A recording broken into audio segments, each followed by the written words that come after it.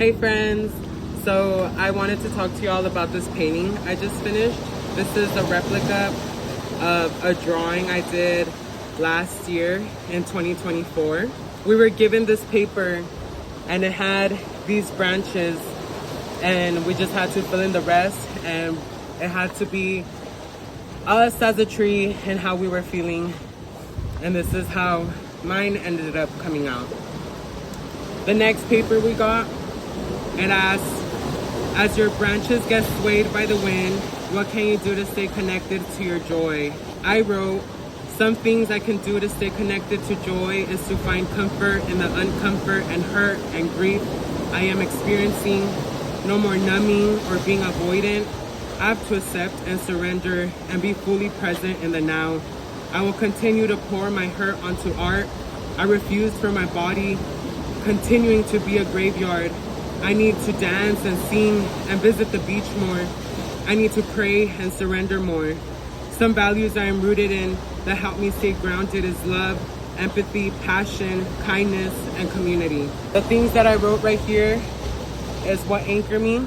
As you can see, love, my spirit guides, my highest self, empathy, my guardian angels, my ancestors, the power within me, the spirit of earth. And in yellow, I wrote God and freedom. For people like me, we are often told that there is not a higher power who is thinking of us or who is looking out for us. And for a very long time, I really took that with myself, and I felt like there was something wrong with me. And the more hurt I experienced, the more that I wanted to heal, the more that I sat still, the more that I meditated, the more that I sought peace within myself, because peace was not coming from outside factors. And eventually I reached this point where I found so much love around me, so much love in everything. I came to understand other people. I came to understand the people that hurt me. When we talk about organized religion, I feel like that is a very, very sensitive subject for so many of us. And because of what happens under organized religion, so many people do not lean into God, do not lean into a higher power, do not lean into love. And they, it makes you feel truly alone. And there's this belief that you should fear God, that God is fearful, but they're not, they're really not. The more that I found love, the more that I sat in this frequency of love, the more that I found God, the more that I found it everywhere, and the way that the sun is touching my skin, and the way that I'm able to communicate this to you, and the way that I'm able to paint, and the way that I'm able to just simply be alive. And it was in this frequency of love that I kept noticing, coincidences. And whenever I was reading something or thinking of something, then it came reality, and then I would, see God's name and XYZ, things that made me remind me of their power. And I don't believe in coincidences. And there came a time where I said, I'm gonna listen, let's try it out. I had nothing to lose but everything to gain, and I started communicating. It doesn't have to look how they tell you it has to look.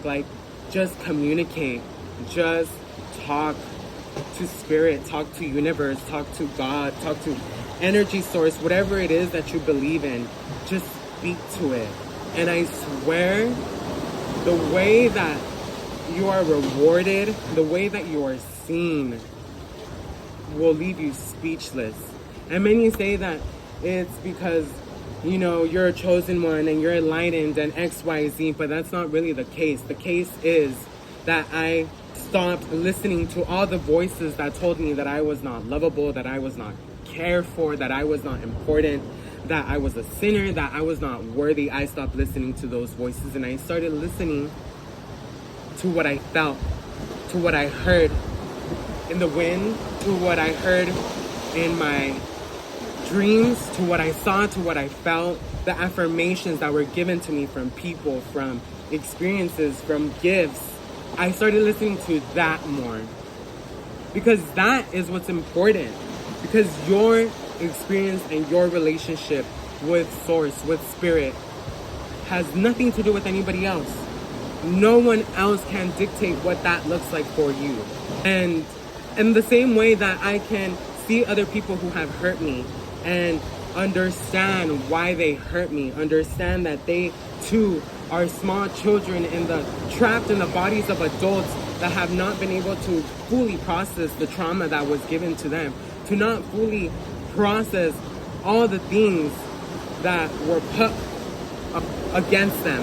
If I can come to that understanding and have compassion for you, even though you may not see me worthy, even though you may see me less than, if I can understand and if I can extend my heart to you and still show love to you and still love you, and I as a human being and flesh and bones and blood, if I can still do that for you, then I just be thinking, what can Spirit do? Because if I, a human, can come to that conclusion, it doesn't make sense to me how people can sit there and tell me that Spirit, the creator of all of these things, because I don't think things are coincidences. I think I was meant to be here. I was carefully orchestrated, my personality, my voice, the things that I like, the family that I was born into. That was all chosen for me, to see how I would carry that and how I would heal from that. And people just really need to just see each other as themselves, because that's what we are. And if you want to go again talk about organized religion, it talks it in the Bible. Treat your neighbor how you would like to be treated.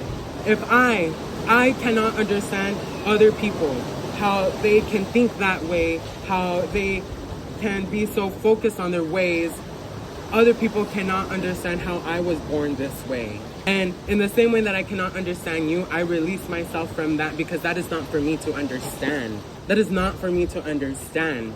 I make peace with that. You are a human being just like me. You have emotions just like me, and that's all I care for. And there's so many people who say they preach the word of God, but you're not. You're preaching the word of fear. You preach fear.